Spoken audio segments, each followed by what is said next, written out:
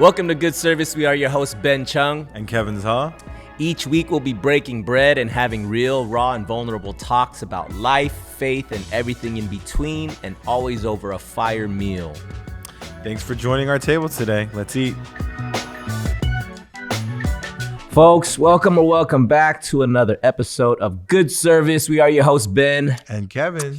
And we have a very special friend. We're very excited for our guest today. Ooh. You're actually technically our first guest of 2024. Oh, first guest. What? But look at that. But this episode will come out in a few weeks. Yeah, but we're just excited. First guest in 2024. Behind the scenes stuff. Today we have actor, author, entrepreneur, speaker, and podcaster. You might recognize her from the BBC drama series Knots and Crosses. What? Make sure you look out for her in the upcoming AMC series Parish. Woo. We have host of the Anodos Ministry podcast. We have Bonnie Mbuli in the pod. Happy New Year, guys. Happy New Year. Thank you so much for having me. Thank you for being here. It was kind of short notice, but thank you for obliging. I know it's the top of the year and people are kind of getting into New Year's mode and things like that. So thank you for making some time for us. I love this podcast. So. Oh, thank you. When you asked me, I was like, say less. Praise the Lord. But before we get into the talkings, we got some bomb food in front of us. Kevin, what are we starting off today with? We have B Nutritious. B Nutritious. This is a franchise location now. There's a few locations, but the one I went to is in the SGV area. I think it's like right off of Monterey Park area. Yeah.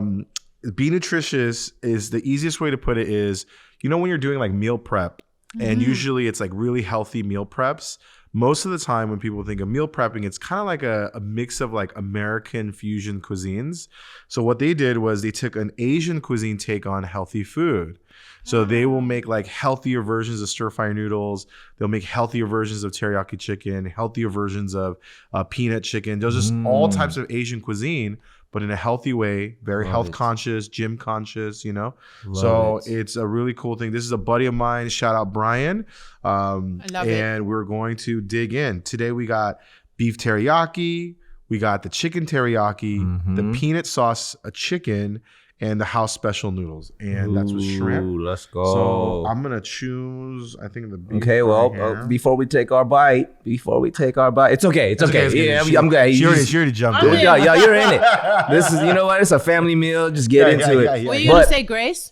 We did before. Kevin said grace. Yeah, but we have a thing that we do have a thing. Oh, you have a thing. Let's do the thing. So we call it first bite reflection. It's just a prompt before we get into the meal, something to kind of chew on as we chew on the food, but something to kind of get our minds going.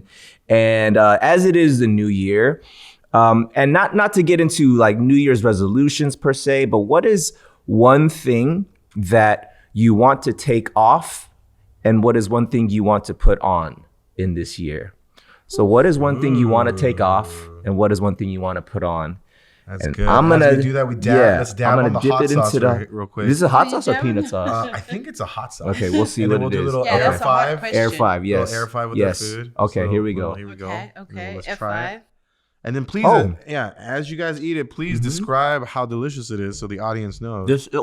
I thought this was a peanut sauce because it looks like a peanut sauce, but it is tangy and it does have a spice to it. Wow. It's good. I like it. I'm a spice guy, so I enjoy a little kick. That chicken was super very moist. flavorful, but you can taste it's clean. Yes. Everything's clean. You can taste that it's prepared. Be Delicious, what it's called? Be Nutritious. Be Nutritious, and it's delicious. Check that out. Delicious, clean food. Yes, delicious, clean food. Okay, so. Love it. Yeah, what is something that you want to take off in this year? Or what is something that you want to put on? Oh, man. Anybody got anything? I think I got mine. Ben, why don't you kick us off? Okay. I think for me, the thing that I am taking off this year, I'm going to just pick one. There's a few, but I was writing some stuff down yesterday. Top of the year. I know a lot of people journal and they, kind of like set some goals and I want to do less of this, more of that. And I definitely have a handful. But I think you know what I'm going to take off? I'm going to take off believing the lie that I am not ready for the thing that God has called me to.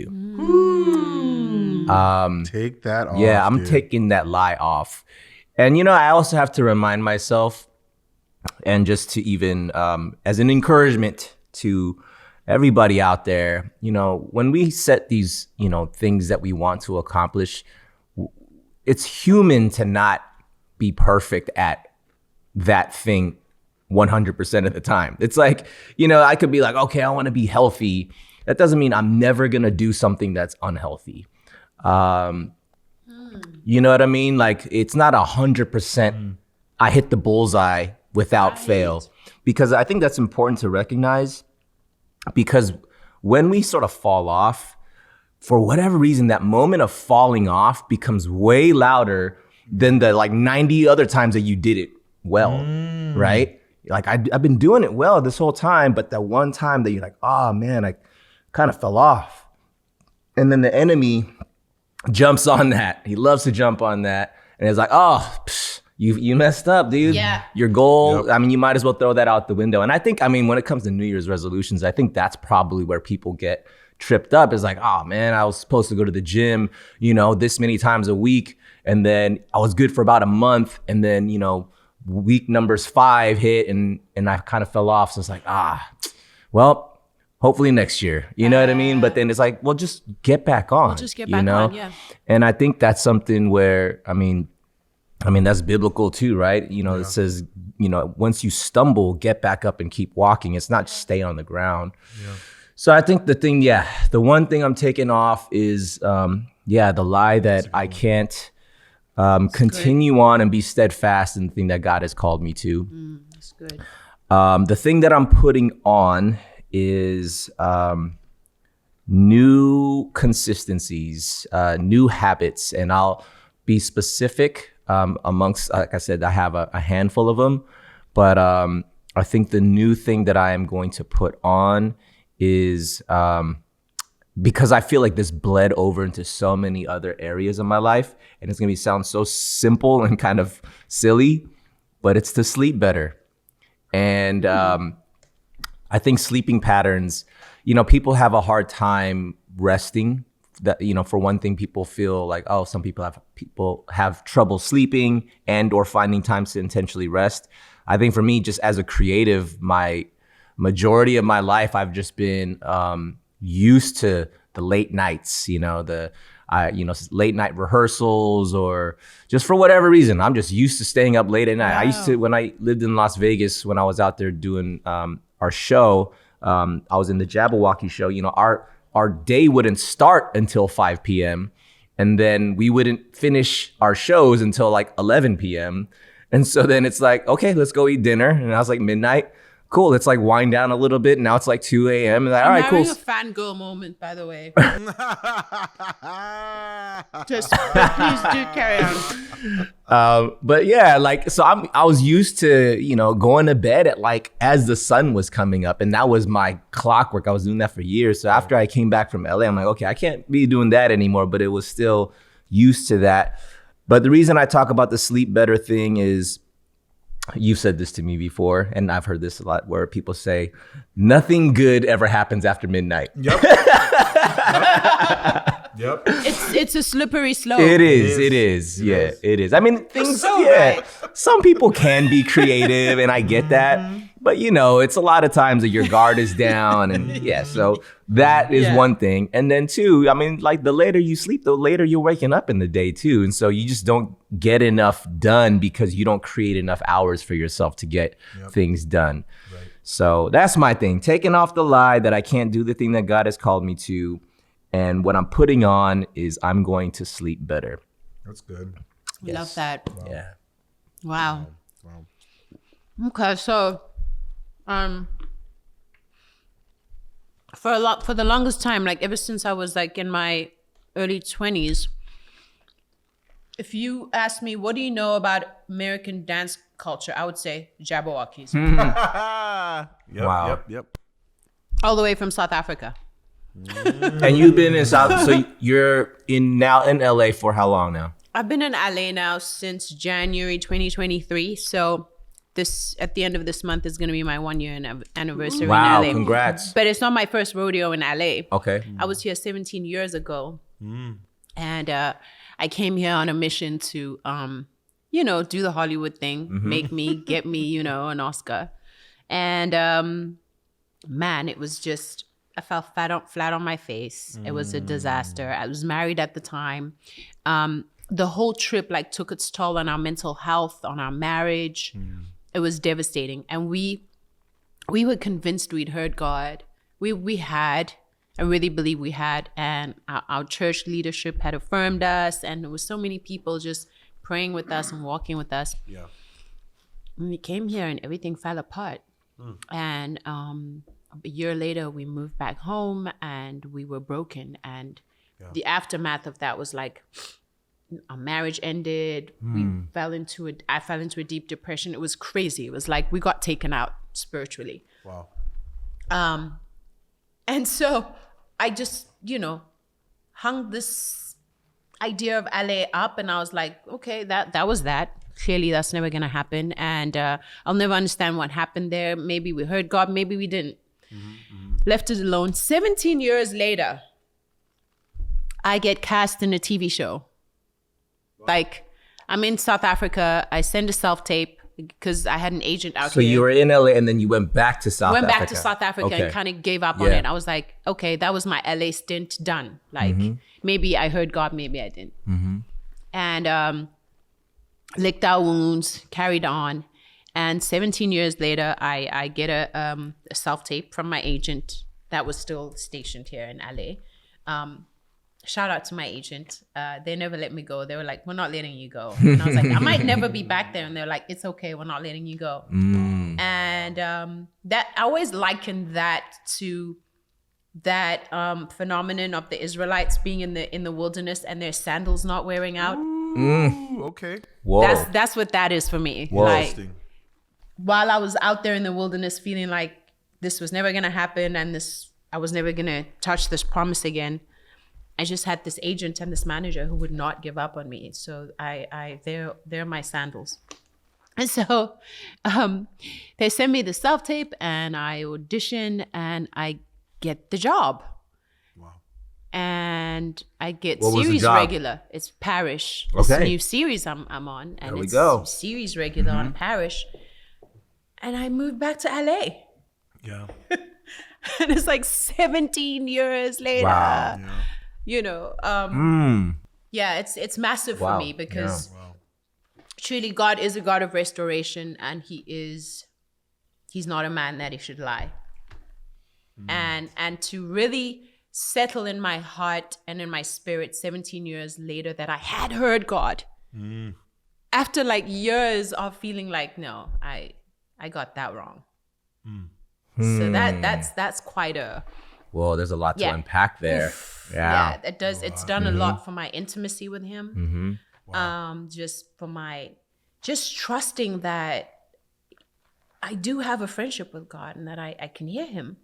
Amen. So that takes a lot. Yeah. That's a treasure for me. There's just certain things in my walk with the Lord that have become such a treasure for me, that things that I just wouldn't have thought would be the special thing. That's the special thing now for me. It's I'm friends with God. Yeah. I can hear God. That's so good. That's so And good. he's faithful. He is faithful. And that's that it's an encounter that really marks your faith. Yeah. I know sometimes I feel like there were years when I was just caught up in that from glory to glory, breakthrough to breakthrough. What's the next thing, God? And sometimes you just have an encounter with God that just makes you camp and settle and go, I'm here for life. Yeah. You have shown me who you truly are. You have shown me that you are who you say you are. Yeah. So anyway, I digressed. No, you're well, fine. I didn't digress, but back to what am I taking off? Taking off. There's a lot there. So yeah, there was a lot unpack there. Yes. Yeah. So what I'm taking off is my exterior gaze. Like I have this obsession with looking at my life from the outside and looking at it from the perspective of what everyone around me must be thinking.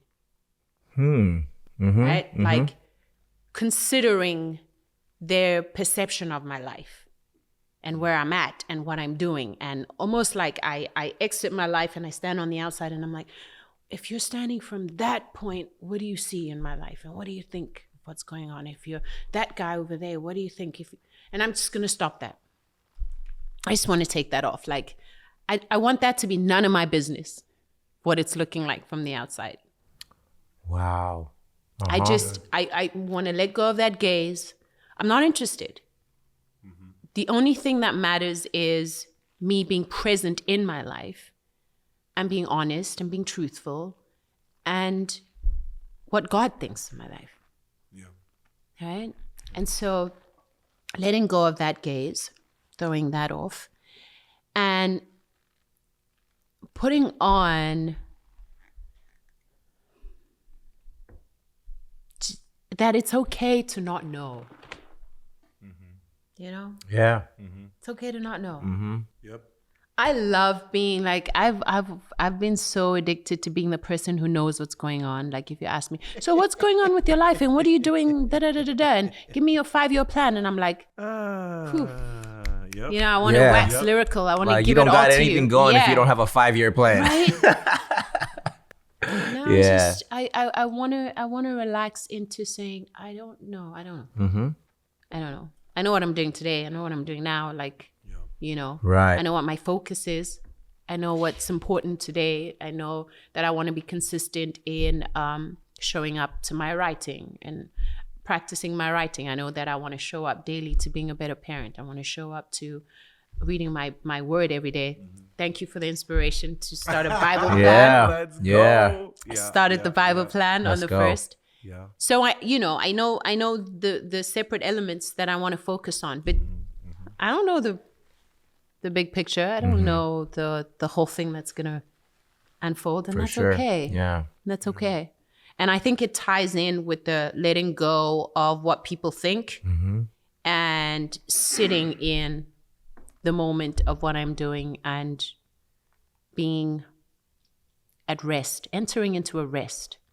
You know, God's rest. Wow, that's so good. You know, as you're talking about the thing that you're gonna be putting on is not having to worry so much about the future of like, I'm gonna just sort of trust in that.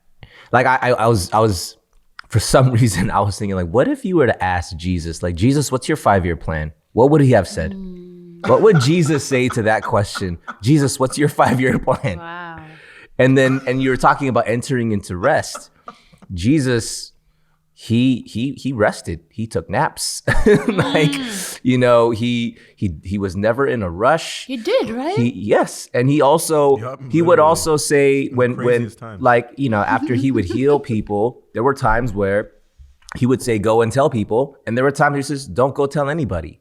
Like, I'm wondering why did he sometimes go and tell people what he did? And why did he sometimes tell people not to say what he did? Because I just take that as Jesus was saying, it's not time for that. You know, it's not time for that. So, you know, if we model the way of Jesus, like, was Jesus in this, like, here's what, top of the year, guys, here's what you got to have, you know, ready to go. Here's what, you know, like, what's your plan for this? What's your plan? He was like, chill. Not to say that Jesus didn't care or he was lazy or he was just like, I don't know, but he knew what the design was. He knew what the Father's plan was, but it never was this go, go, go mentality, right. You know? So as you were saying that, I was just like, man, what would Jesus say to that question of a 5-year plan? You know what I'm saying? Kev, you said something interesting that he napped at the like strangest, craziest times. Yes. During the storm. Right. Yeah. He napped during the storms. Chilling when there was like crowds of people trying to get to him. He's just chilling. Right. I'm like, That's like, true. There's no panic. There's no anxiety. I'm like, what's going on, bro? Yeah, Like, Jesus moved at a different speed, man. Yeah. One of my favorite Jesus moments is that the Bible describes as the one where the woman with the issue of blood touches him. And he's like, who touched me? And the disciples are like, what do you mean? There's like throngs of people. Yeah. They've been touching you. Yeah. And I'm just like picturing that like scene, like, Yeah. because it just feels for me so zen and so chill. Like, Yes. what just someone just touched me, but it's so plugged in, and it's so present, but yet like so. Dang, you know, just calm. there's some underlying stuff just in that story. So much. I'm like thinking about that because Yeah. like imagine the person that was seen in that moment too, right? Like if there's hundreds of people touching me, but he only felt the one. We talk about Jesus not knowing you, so maybe he didn't know anyone else. Whoa. And that's crazy. Yeah, you know, because what I was, like I'm like just piggybacking off of that. Like as many people that were touching him, that one woman, she must have had a different intention than everyone else, or she must have had a different, I don't want to call it an agenda, but a different faith. Like, if I just do this, I know that this will happen. Where everyone else might just be like, oh my gosh, it's Jesus, it's Jesus. They're just hyped. They're just like, it's Jesus, it's Jesus. Right. And she's just like, I just need to touch this man so that I can be healed. There was a difference in the way that she was approaching him that he felt like, wait, who did that? Like, who had that intention? Because I think the Bible says power left him. He felt power leave him. Yes. Yeah. And he was like, who? So all this whole time, he wasn't feeling that. Right. So what moved him? Her faith, right? Right. Yeah. Because it took her a lot more faith to get into that crowd than most people in that crowd, because she had that issue of blood. Exactly. Yeah. Wow. You know, I'm speaking to people who don't know what it's like to have a period. Yeah. But imagine having a period for 12 years. Yeah. Like the inconvenience of that, like the physical inconvenience of that, like what that must have made her have to be aware of, just what she was wearing. Maybe she had a stench. Maybe she just was socially so inadequate and feeling out of place and conscious. Extremely self-conscious. And then to get into a crowd and then to go and try and touch Jesus is like, it really hits me that he knew her. Like he knew her personal story. And that he was moved by her because he's a personal God. Right. And yeah, that was an intentional, risky move that she knew that she was making. She's like, I know I'm not supposed to be here, air quotes, like I'm not allowed to be here. I should not be here, let alone touch Jesus. I probably should not do that. Yet Jesus welcomed all of it. Like every bit of what she was doubting, every bit of her feeling that she didn't belong, every bit of like, I know I'm unclean and I know I'm risking everything right now, but I need this. I need to be clean. And she knew that only Jesus would be the one to clean her. And he recognized all of that and was like, where is that person? Yeah. Woo! It's crazy. That's amazing. Look at me right now. That's amazing. Look at me. Whoa. Wow. Dang. Did we say what you were putting on? Yeah. Oh, I said I was putting on just entering into rest, God's rest. And why that's very specific for my life is I started working at a really early age. I'm 44 now. I started working when I was 13. Oh, wow. Yeah. That is and I came from I was raised by a single mom, and my working helped out at home a lot. Like it really got us out of like some sticky situations, and it really became a badge of like honor for me. Like I can help out at home. Yeah. I can work and help out at home because this TV thing like just fell on my lap when I was 13, and I started making money that a 13-year-old wouldn't ordinarily be making. And I was able to like completely help out, and I put through all my money into helping my mom. I just wouldn't even look at the check. I would just hand it to my mom. So I had always like attached my sense of achievement to my worth. That's when that connection happened, right? Like really young. Yeah. I've got it under control. I can fix this problem. I can go work and I can earn money, and therefore I'm worthy. Therefore worth. Yeah. Right? Yeah. And now I just want to take that off. Yeah. Yeah. Just want to be like, hey, I don't have a plan today. Yeah. but I'm here. I'm just gonna show up because my worth is taken care of now. It's good. Yeah. Like my worth is my identity in Christ. Jesus is taking care of my worth. Yeah. So I don't need this other thing that I've been using to prove my worth, right? So the rest looks that nap. Yeah. that nap looks appealing. Yeah, it's good. Naps are good, guys. Naps are good. And so I'm thinking about how like that nap is obviously like also just beyond just a physical nap. What would it feel like to move with that nap energy? Right. Wow. Yeah. Because you know what's funny is like, because, you know, we're trying to read the Bible in a year, right? We're all talking about this. They're like, oh, you know, I'll hear some of the folks like, man, it's tough. I keep falling asleep or whatever. And I'm just like, sleep. Sleep. If you're reading the word and you're going to sleep, sleep. You obviously need to sleep. You need to sleep. It's really simple. It's like, I think I was talking to Ben about this, like literally like yesterday or a couple days ago. I think it was yesterday. And where I was saying one of the first things that happens to most folks when they finally stop being stubborn and getting out of their own way and they come to God and they come to Christ, the first thing they do usually is cry. Why? Because all this immense self-pressure, you're finally going, here you go. Wow. And the first thing you do as you rest, it's this outpour of emotion because you're finally free. Now that is the rest I want to operate at all the time. You know? Like that is, I'm listening to where you are right now, Bonnie, and I'm just like, she is in a wonderful, wonderful pocket right now. And I think that's like, I'm like, yes, you know, just sit in that. And just rest, that is such a gift. It really is. It really is. It's reminding me of that scripture. It's like one of my favorite scriptures because for me, it always encapsulated the invitation of Christ, like what Christ was inviting me to, where it says, come to me, all who you are heavily laden, and I will give you rest. Take my yoke upon you because my burden is light and my yoke is easy. Yes. That invitation just every time I read that I'm just like, oh wow. Yeah.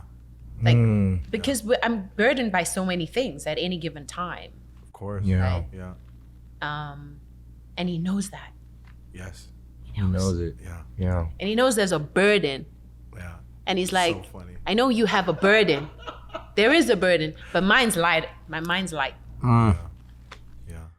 Speaking of that nap, what you just said, you said there is a burden, but mine's lighter. So when Jesus took a nap, there was a storm. And you know, I'm gonna take a nap. it's like the storm is that's the burden, but his lightness is like, you know, it's cool. I'm gonna take a nap. Like, it's fine. There's a storm. It's gonna be fine. You know what I mean? Like in the midst of this chaotic thing that everyone else sees, like, do you not see what's happening? He's like, it's okay. Like, that's how life's gonna be. Life's never gonna just be like, you know, peaches and rainbows all the time. It's gonna be chaotic. There is gonna be burden. And in that, Jesus says, rest in me. Give me that burden. Right. Trust in me, and you'll be fine. You know what I mean? That's so, man, there's so much to that nap. There's a whole sermon in just that nap right there. And at that point, the disciples are like, yo, wait, there's Jesus, wake up. We're dying. Yeah. And I'm like, there's times in the Bible where I'm like, yeah, I'm these guys. Yes, I'm most of the These time. guys. Like 99% of the All the time. time. Those All guys. the time. Yeah.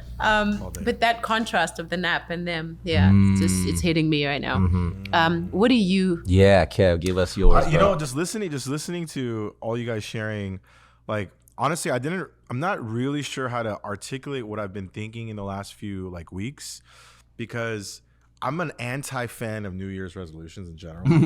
Like I've never been, because I've felt so let down by myself so many times in the past that I was like, you know what? I'm just gonna live my life better always, so I don't have to do this like once a year thing. Sure, yeah. But for some reason this year there was like this shifting spirit. There was this like this changing under my feet, even if I didn't want to. You know what I mean? It's already like happening, and God was being very clear with me. And the clear part where I asked for prayer I had a New Year's Eve service at my church, and we all circled around strangers that we've never met in the church too. So that was kind of unique. And they were like, just pray for each other. I'm like, all right. And I was sitting with my wife, and we're both surprised on what we asked for. But when we unpacked why we asked that at that moment, it made sense, which was, I asked for more trust in God, just period. And I think what I'm trying to let go entering the new year is my disbelief of miracles. Like, I still don't believe, or trouble believing, that I have the God that I believe in is literally the God of the universe. Like literally the God of everything. Like of everything. I still feel like I have pockets that I have to leave on a shelf and control. That I have pockets that I have to I can't let this go or it's gonna be insane. Like I can't, because I can't live like a crazy person. I still think that sometimes. Right, I hear you. Right? And when you mention burdens and things that come, and you know, there's these things that will still happen in the rest, I'm realizing as I'm saying it and as I'm praying for it, is truly I'm just letting go of the idea that every day right now has been a miracle, like every day. And I'm really stepping into that. So now I'm just putting on, it really feels like I'm just living in, I know this is going to sound weird, but I feel like I'm living in like storybooks right now. Wow. It feels weird because I no longer have plans. I no longer have goals even. I love that. Which is that's what you were avoiding. That's what you mean by, I don't want to be a crazy person. Yeah, I don't want to be a crazy, because they're going to hear this and be like, oh, Kevin's going to be like a gypsy or like, he's going to be like, you know, like this, what do they call him? A vagrant or whatever. And I'm like, that's not what it is. It's literally just, I wake up, I get on my knees and I pray. And I feel good. And then I go, okay, I know what I have to do. I have a schedule. I have responsibilities. I start to do that in the best way I can. But then I start giving even those to God as I go. And one of the most recent things that happened is with my son. And even with my son, I had so much control in my hand, because I was like, he did something wrong. I was so upset one night. And this was a few days ago. I was so upset at him because he was like just acting a fool in front of other people. He never acts like this, but for some reason he was just too excited. So he was just misbehaving in front of public. And on the drive home, I found myself chastising him, saying, you know, you were disrespectful. You don't behave this way. And everything I was saying was right in the sense of like, I am disciplining my son to create boundaries for him so he may learn. He's 7 years old, right? So those were all on the right. And I just stood in this disciplinary mode, drove home, and then I was like, go to sleep. So he goes to bed. And then I'm sitting there like upset, but I feel like, you know what? I need to do this. This is what, you know, this is good for discipline. Then my wife just kind of walks over and she's like, how did that feel? And I Was that a trick question? I don't know. And then I just looked at her, and then I was just like, he should. She's like, yeah, of course. Do you want to just end the night like that? Oof. And I was like, you know what? I shouldn't. Let me just go talk to him, So I went into my son's bed, and he sat there. He was like kind of sad. I gave him a hug. He started to cry, of course, right? He started crying. He said, "I'm sorry, Dad." But the next thing he said broke my heart, which was, "Dad, I can't stop ruining the day." And I paused there for a second, and I said, hold on. You didn't ruin the day. I need you to listen to me. I looked him dead in the eye, and this is where I've never done this with my son, actually. The entire 7 years of his life. I was looking straight at him, and I let him know that no matter what happens, that I will always love him. And everything we're talking about is because I love him. And everything he is enough. Wow. And everything he does is enough. And everything he is enough. Like, he needs to be him. Nothing needs to change. It's nothing that you specifically did. We're just learning about some of the things that, hey, this could be a little too much, or this is bad, or this is good. But you will always be my son. Wow. I will always love you. And I just started crying, and I've never cried in front of my son. And I think that completely changed our relationship. Wow. Because then I started to say, Dad's not perfect. I'm not perfect either. I know how you feel because I did the same thing you did when I was young. So I know what you're doing. I know how you feel. And I see you. And we just kind of embraced, and I cried. And in that moment, I realized my son probably saw me as just a father figure, but in that moment, we were just people. Even at age 7, And I didn't even realize I could have something like that with my son. It's amazing. Yeah, it just parenting sucks. like parenting is wild. The moral of the story. Parenting is wild. Parenting is wild. Sorry. Yeah, it really drives vulnerability. But I just didn't want. That was totally God, because I'm having a son drama. Yeah. That was. Wow. God is. Yeah, of course I'm going to talk about it then. Of course. Yeah. Of course I'll bring it up. That's how it works. I'll bring it Having up, son Bonnie. drama. That's how it works. Wow. I get invited to the podcast because God actually wanted to talk to me about my son. There you go. There you go. Hey, that's how. Because it's personal. He's a personal God. Absolutely. Yes, Wow. he is. Yeah, because we're struggling about something similar. He's addicted to Fortnite, and when I tell him you can't play Fortnite anymore, then it's like reign of terror. Sure. Yeah. Sure. And we're working through that, and yeah, you just shared some nuggets that I'm definitely going to be chewing on. Wow. Hey guys, thank you so much for listening to this episode so far. Just to keep it real, it takes time, energy, and resources to produce this pod. If you feel led to, you can support us by donating on Cash App at Good Service Podcast. Any amount, large or small, is truly appreciated. Thank you guys so much. We love y'all. Back to the episode.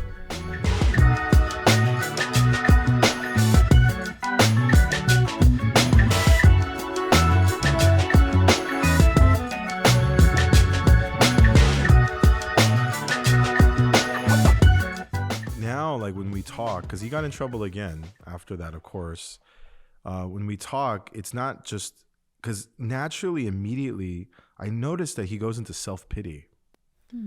He goes into, I'm not enough. Like that, it goes right, it's fast. It's like, I'm not enough hits him. And I remember that I used to do that too. So I'm like, oh, I see that. So I immediately have to go, hold on. You are enough. You are seen. You are you. I love you for you. We start there and then we build from there. And it's been very different already with my son. Yeah. Kind of nuts. So this episode should have been called The Sons. Maybe it will be. We'll clip Sons. that. Yeah. This is reminding me of because the thing with trying to read the Bible is that every time, or the whole Bible, is that every time you start, you realize that you've started a lot of times. And so Yes. you're always starting at Genesis. And so Genesis becomes the book you've read the most because you're always starting to read the whole Bible. Yeah. Yeah. Right. So what really stood out for me, I think our Bible plan is similar. It's not the same one, but it's a similar one. It's also starting in Genesis, right? Yeah. What really stood out for me is after Adam and Eve had eaten from the tree, and God said to them, "Who told you that you were naked?" Mm-hmm. And he was mad at them, right? Because they disobeyed him. Mm-hmm. He still covered their nakedness. He still made them tunics. Right. I was like, you made them tunics? Yeah. Interesting. Oh, interesting. Like they weren't supposed to be talking about being naked because that was a result of their sin. Mm-hmm. And God was like, okay, I'm mad at you, but now that you feel naked, how about I make you some in a way? Right. Mm-hmm. Right. Right. That really stood out for me. I was like, wow, Lord, you're God, you're holy, and you hate sin. But when we repent and we draw near to you, God's backdrop is always relationship with us. Like, Yeah. right? Wow. Yeah. Like the canvas is always relationship. Right. And because I'm human, I sometimes think, oh, God must be so mad at me. The backdrop has changed. And he's like, no, it hasn't changed. We're still in relationship. Right. No, it doesn't. Come to me. Let's talk about this. Yeah. Wow. You know, like, talking about that when Adam and Eve recognized their nakedness, if God was a condemning God, and if God was like, yes, you need to feel shameful of your sin, he would have been, yes, you are naked. What are you going to do about it?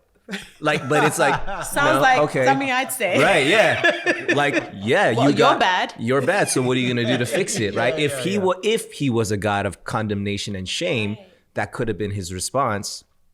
Yet he was just like, okay, who told you that? All right, let me make you feel better. Even though you are in sin, like let me cover that up for you because of his relationship with his children. And then when you're talking about, when you were approaching your son, and when you came upstairs and you approached him, and his response was like, sorry, Dad, I can't keep ruining the day, AKA, this is my sin, my bad, I'm sorry. And I know I disappointed you, blah, blah, blah, right? And then you were like, you didn't ruin anything. You didn't ruin the day. And you saw him. And then his response was what? To cry, just like as you were saying. And it just made me, and I was sharing this with you the other day too, in terms of like, when we cry, it's because we feel, oh, I can be safe. Like the feeling of I'm in danger, or like I'm just kind of, I'm scared. And then once like I feel safe, it's like you let everything down, and then your response is just to let it out in tears. It's that like feeling of, I'm home. I can let down the guard. I can let down the fear. Like, there's my dad. I can cry and just be like, I'm sorry, Dad. And like, you're like, it's okay. Like, I love you for who you are. And then this going back to even, we talk about this whole generational trauma and things like that. We've talked about that a lot here, even on this podcast.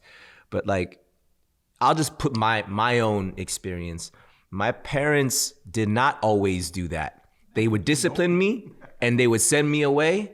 And then I would wake up the next day and be like, still like, are you guys still mad at me? And it's like, here, eat the food. I'm like, okay. So you're just continuing on.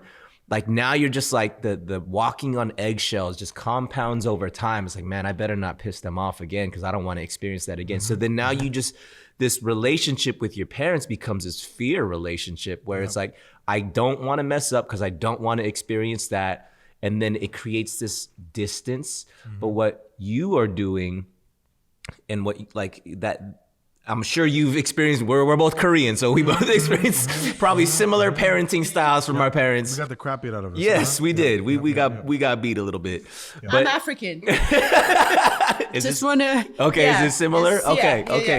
yeah. So yeah, we have a very similar upbringing experience, but what you're doing is you are changing that narrative, and you're like, I'm not gonna allow my child to experience that. I'm gonna allow my child see me cry, and so he can see how broken I am too, and how much I love him, so that he can be like, wow, I literally have never seen my dad cry. Like, you know what I'm saying? And also, you told him you weren't perfect. Yes. Yeah. Whew, Yes. Wow. So like, that's massive. there's a lot in that. There's so much in I think that. a lot of that vulnerability, the only reason I was even able to do that or even have this opportunity with my son, because I've always prayed about wanting to be close to my children. And I think the only reason I even had that opportunity, because I didn't grow up with a father. Like I didn't have a father growing up. And so the only person that I can model after is literally God in my relationship with him. And I think his work in me let me even have the empathy to walk into his room that day. Like I thought, like even going to it, I had stubbornness, I had it all here, but I knew I was living different today. Like I'm not living in that past whatever life that I want to live on my own and my own decisions and living outside of miracles, you know? So I was like, you know what? I'm operating differently now. Like this is not, like I got to do that in everything, not just in areas, like not just on Sundays and Mondays, you know, literally in everything. And if that's going to cause real change, you know? And so I was like, suck it up, just go in there. I didn't even have a game plan, but all I heard was his voice and the words he said. And it just reminded me of my own voice when I talked to God, you know, because. And also, shout out to your wife. Yeah, Right. She said, Abby's Wifey the got helper. Literally, she was like, so how did that feel? I love that. It's that simple question. So subtle. Oh my goodness. I've always said this for a long time. She has a gift of wisdom. She's had it for a long time. And then I only recognized it recently in the last few years, luckily, again, through God. And because God showed me that, the biggest thing that changed in our relationship is I don't just love and adore my wife. I absolutely respect her. And that's very different for me. Dope. And so now whenever she says anything, before I argue, before I get upset, and I'm not perfect at this because she's going to listen to this later. Yeah, I'm not perfect at it. However, whenever I do slow down a bit, first thing I do is when she speaks, I do listen because I go, she said that for a reason. Let me think about that. But that only was that practice only started like a year ago. That's how bad of a listener I was, you know.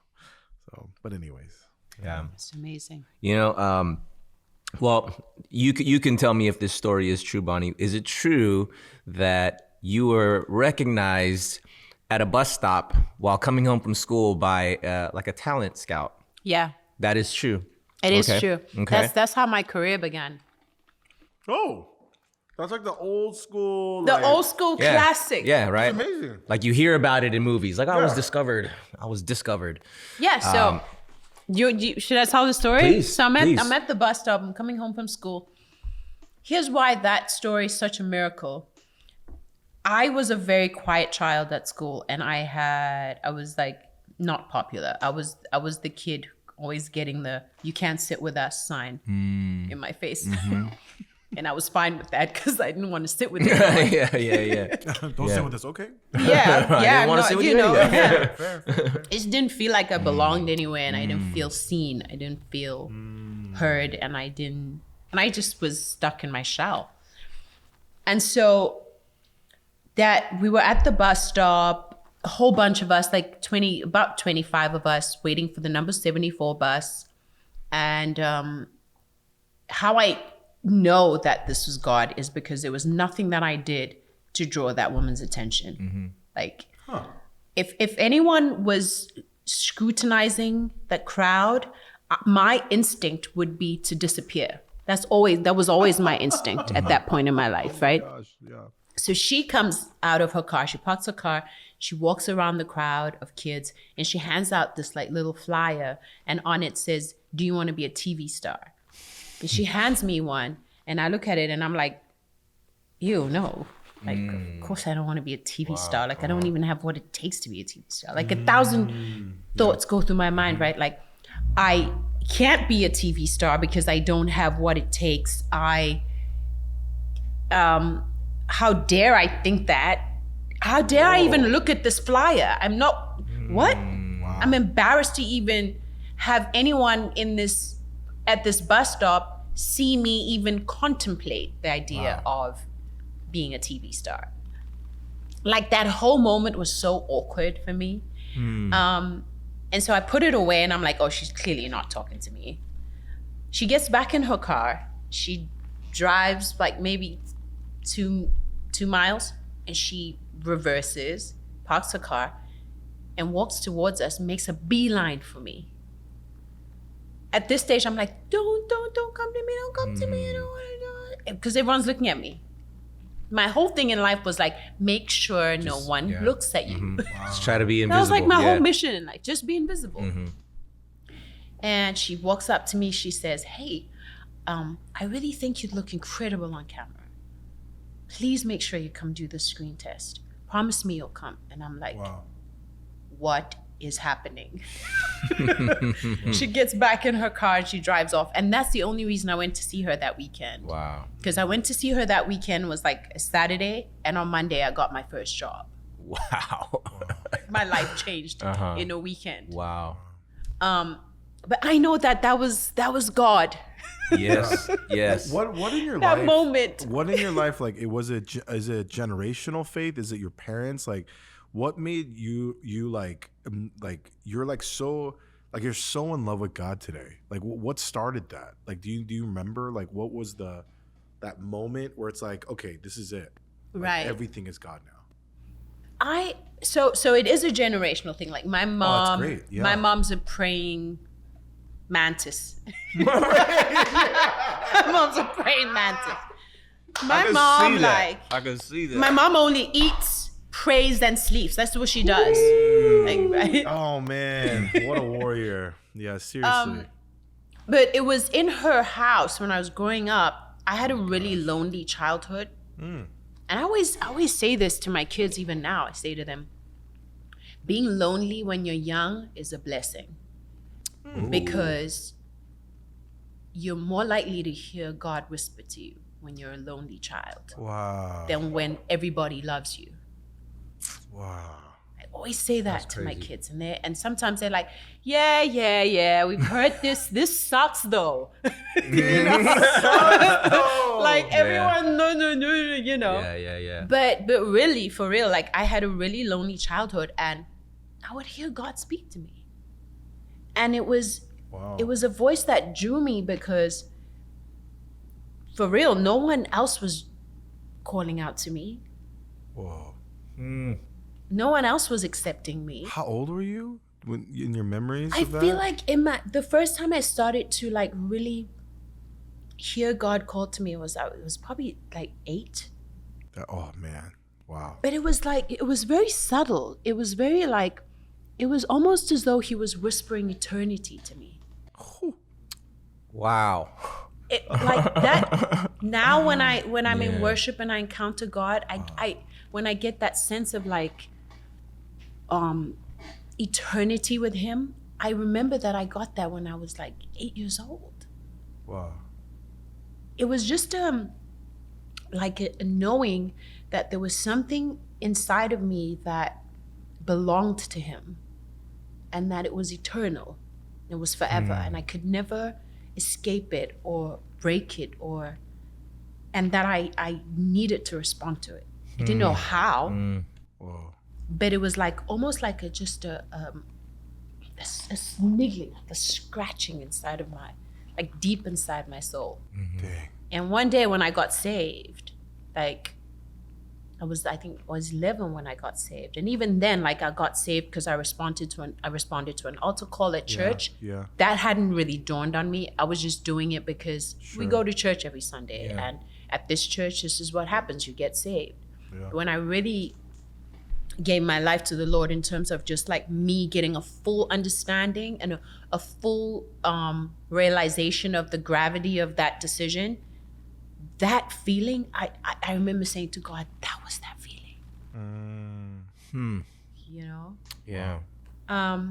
But also just praying mom. Yeah. Praying mantis moms. Praying mantis moms. Shout out to praying moms. Yeah, for real. No, what's crazy is as Bonnie's talking, she's like unlocking like my memories. Wow. Like it's crazy. Like you're just saying that, and I started like remembering these lonely childhood moments I had. Like the moment you're just talking about it. Isn't that it's crazy? I'm just sitting here going like, wait a minute. Whoa. Like it started flashing in my head. I was getting goosebumps as she was talking, actually. That's dope. That's wild.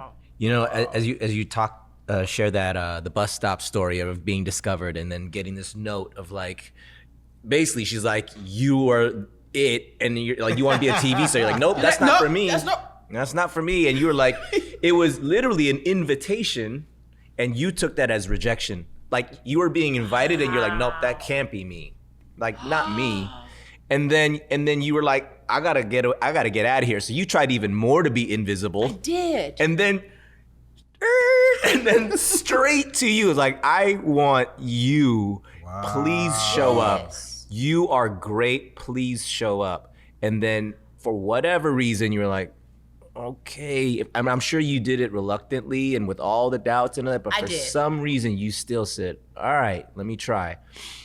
And so much to unpack in that, right? In the way that you felt like God had been whispering to you ever since, like, hey, like eternity, you are for eternity. I have eternity for you. And as a child, you know, maybe out in the real world, your desire was to be invisible and to be like, nah, like that's not for me. Like I don't belong there. I'm not invited to that. This is not for me yet. You were sensitive to God putting in your heart eternity. And it's interesting to me that you fast forward all those years of you making the leap to come out to LA to pursue the thing, all right, I guess this is my calling. Right. And then life became difficult. And it handed you a bunch of different scenarios that you probably did not sign up for. Mm-hmm. And then you're like, it's not for me. You go back. That was totally, yeah. And then 17 years of being back there. And then you get that, it's time to go back. And so as you're talking about even calling back to all this stuff about the years of, you know, the wanderings, you know, but even also feeling like I don't belong there. I don't think this is for me, yet you responded to it. And then you came, and then a lot of the storms happened, and then you went back. You're like, and I'm sure you probably went back with a lot of like, wait, so what happened? Like, did I miss something? And then a good chunk of years passes by, and God says it's time to go back. And here you are. Like, so it's like we're catching you in the middle of your story. Like this is maybe chapter 2 of this story, chapter 3, whatever it is.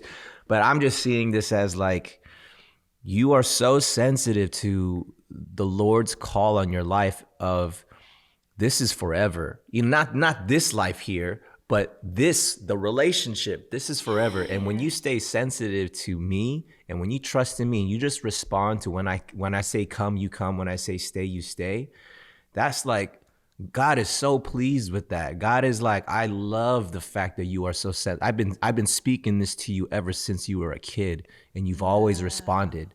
So I'm seeing that right now as we're talking about all this like parenting and like, you know, just the years that it takes for things to happen, generational, you know, trauma and things like that we're undoing, you know, by the grace of God. You know what I mean? These conversations, like, we didn't know what we were gonna come and talk about. We're just like, when you asked me, Bonnie, you're like, well, should I be prepared for anything? I was like, be prepared to eat. I don't know. Like, well, do you have any dietary restrictions? That's exactly what I had. You know? And so, but yeah, I just see so much redemption and like, healing, and God saying, we're not done.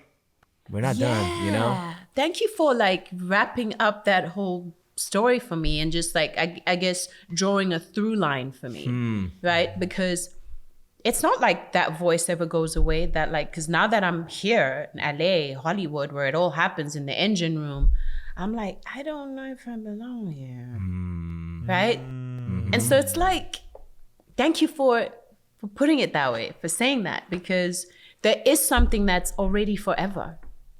Amen. It's this backdrop. It's this relationship. Yes, amen. That's it. Yeah. All I want to say is like with this very like clear through line of how God has brought you here today is really just that carry that boldness, right?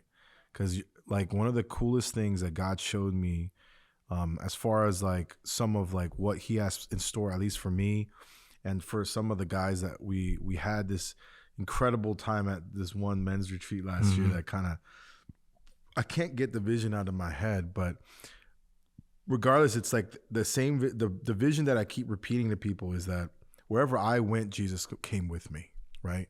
So we were just walking in together, like hand in hand. I open a door, we're both walking in. And I just couldn't get that image out.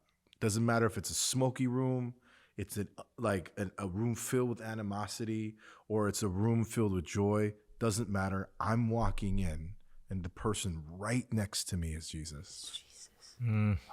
And I really want to say that again to encourage boldness on your life, Bonnie, because I received that. Yes, you are amen. you are going some places, and he's going right with you. So I think that's going to be some beautiful stories there. Yeah. Man, I received that. Thank you. Thank you, gentlemen. Oh, thank you. So Thank much. you for spending this time with us. I just want to ask one quick thing. You do have a podcast, I have a Nodos. podcast. Yeah, can you talk tell to us. us a little bit Yes, about I the have pod? a Yeah. podcast, which is and one of our the expressions of a ministry that we began a couple of months ago called a Nodos.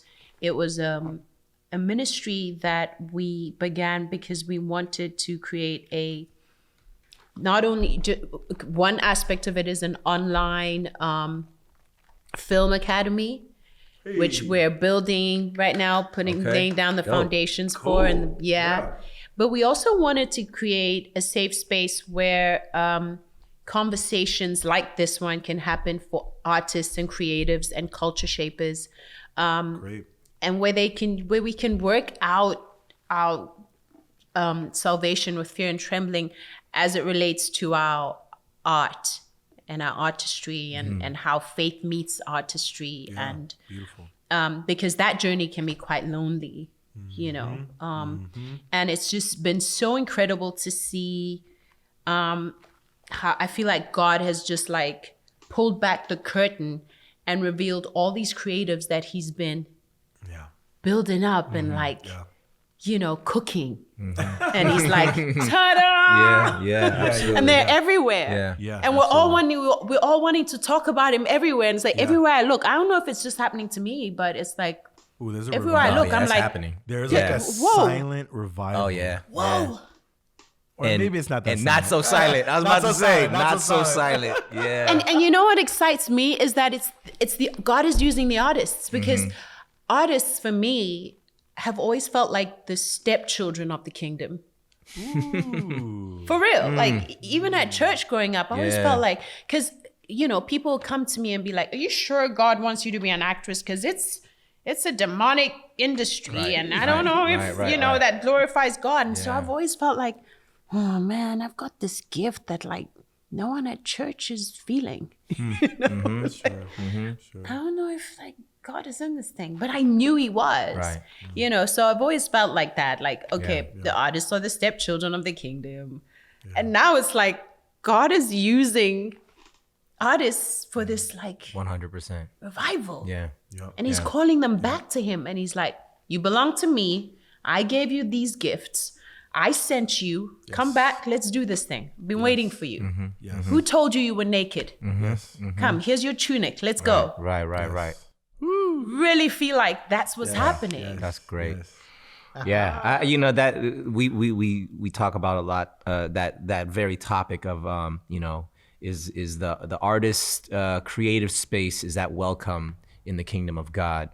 And the short answer is yes, it is. Yes. I mean, Yes. I mean, without going, we can do a whole other 2 hours on this topic. But you know, God let us know the first attribute of Him is that He was a creator. He's in the beginning, God created. That's it. It could have been anything else. It could have been God is holy, God, you know, God is, you know, glorious, but it said God created and He made everything. And then why is it that we can go to the Grand Canyon and be like, wow, that's beautiful. Right. That's breathtaking. It's like, that's God's artistry. He created that. And how is that not a part of who we are? He gave us that attribute. So I think that's 100% spot on. And curious, what does anodos mean? Anodos means to ascend. Okay. Yeah. Super dope. Love like that. that. To ascend. Yeah. Nodos sounds dope too. Yes, it Yeah, does sound thank dope. you. It does sound dope. So Bonnie, we call this show Good Service. Good Service. It's Good Service. We frequent these amazing food establishments that provide good and nourishing and delicious food, that provide good service, good experience for people.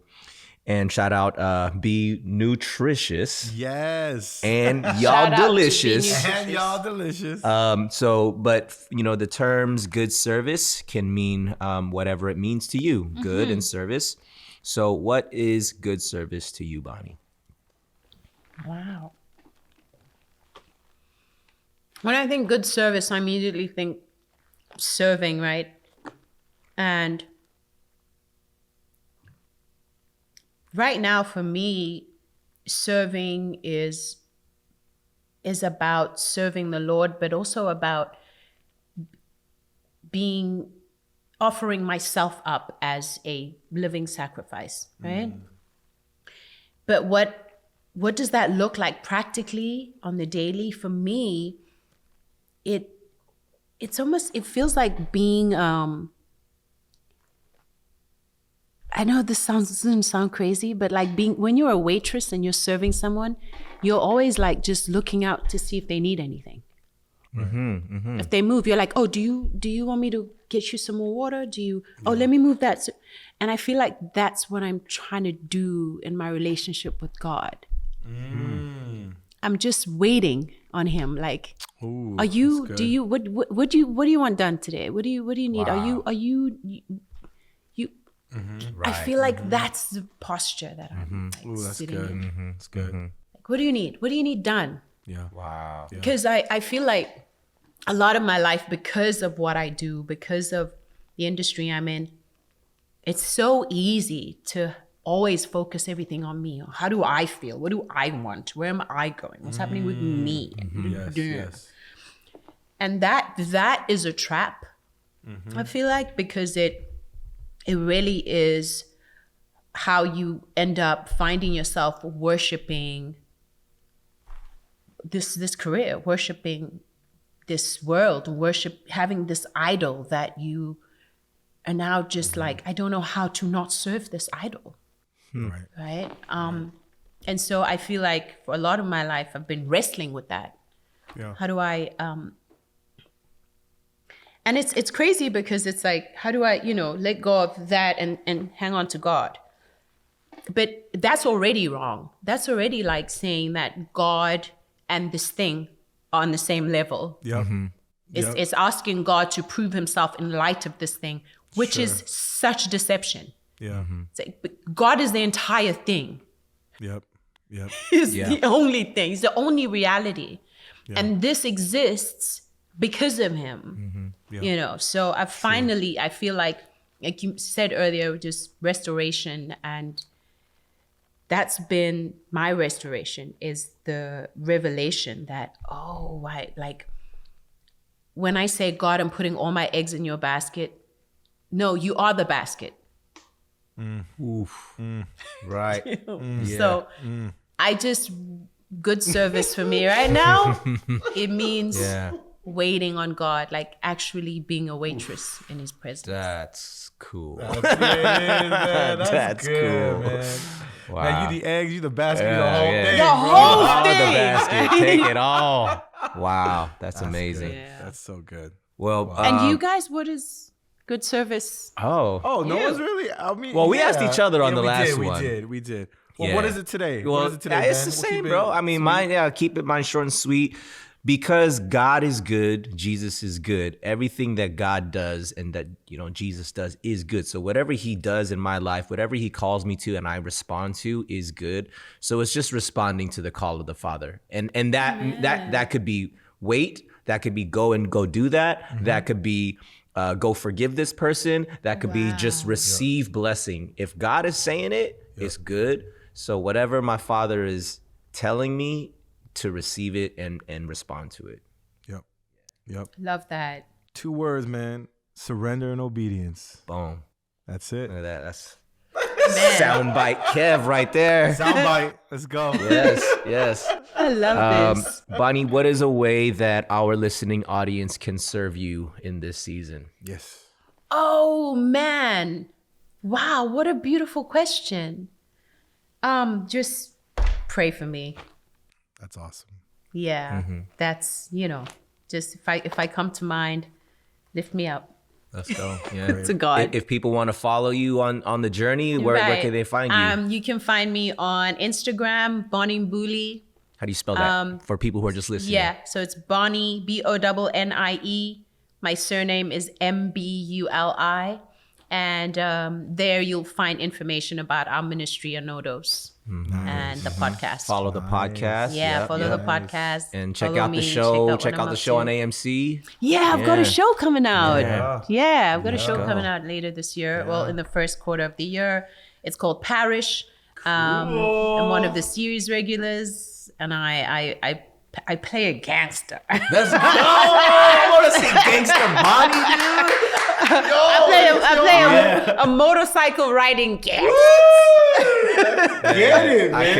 I can't wait to see that. exciting. Okay. Yeah. Super cool. Yeah. Bonnie, thank you so much. This was such a fun conversation. Yes, it was. Praise God. I mean, again, we don't plan where we're gonna go. We just let Holy Spirit drive, and I feel like we went where we were supposed to go today. So thank you so much for spending some time. Folks, thank you so much for listening to another episode. Shout out to all the stewards for tuning in. Man, it's been a great year. We're off to a dope start, 2024. You know what? We want to shout out. We've had some generous donors. Yes. Really generous donors. Lee, Trish. Yes. Trish? We're not saying last names. Yeah, we want to protect y'all guys' identity. And there's been others. So just thank you guys so much for donating on the Cash App.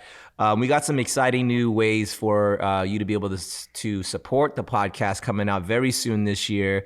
We have a lot of exciting announcements. Yes. We have live events. All these things that we cannot wait to announce. It's all coming very, very soon, but this is all due to the momentum and the love that you guys have been showing us from watching us on YouTube, listening on your favorite podcast platform. So thank you so much. Make sure you like, follow, subscribe, and leave us a comment, leave us a review. That stuff really helps us to get visibility. So, and subscribe to the newsletter so you can get exclusive discount codes and exclusive merch information. We got discount codes all up in there. And outside of that, we have extra content that's only in the newsletter. So outside of what we get or what you guys get here, you'll get even more in-depth look on our guests and the things that are going on. So make sure you subscribe to the newsletter. And that's it. Happy New Year, you guys. Thank you. We can't wait to keep this thing going. Good service. We out. Peace. Thank you for listening to this episode. Make sure you like, follow, and subscribe, and leave us that 5-star rating. Follow us on Instagram and TikTok at Good Service Pod and on YouTube at Good Service Podcast. And if you'd like to support us, you can donate on Cash App at Good Service Podcast. Thank you. Peace.